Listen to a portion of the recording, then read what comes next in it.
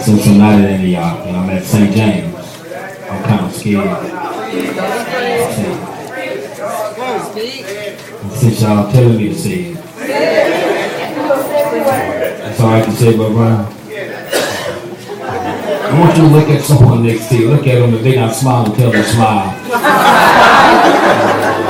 Tell them, say, neighbor, with your prayers, the preacher want to tell us I'm catching hell from all sides. I want to talk about catching hell from all sides. Somebody in here today can testify unashamedly that they've had their shares of life's ups and downs.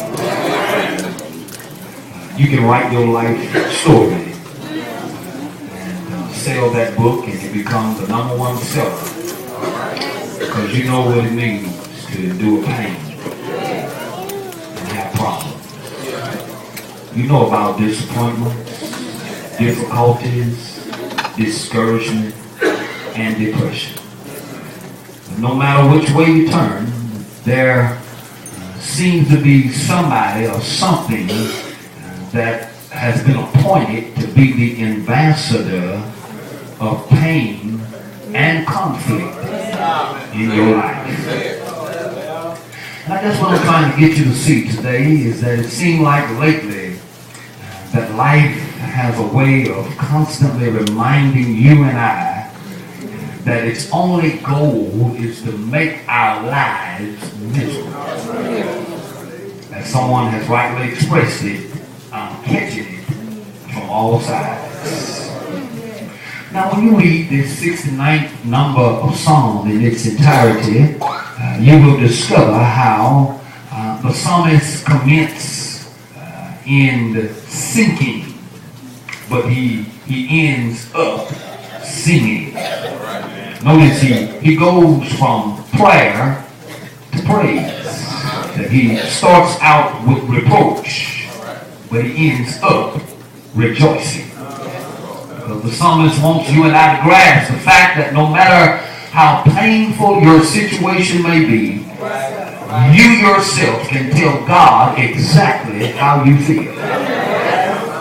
No matter how down life has been, you will testify that the downs have been few. But there has never been a time in my life that God didn't see me through. Now let's zoom in quickly in this 69th number of Psalm, and let's zoom in quickly on the different sources that cause us to experience the downfalls or the low points in our lives.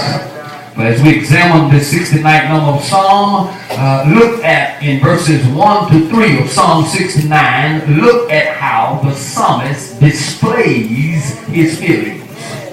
For the verse displays not only the fears of the psalmist, but the tears of the psalmist.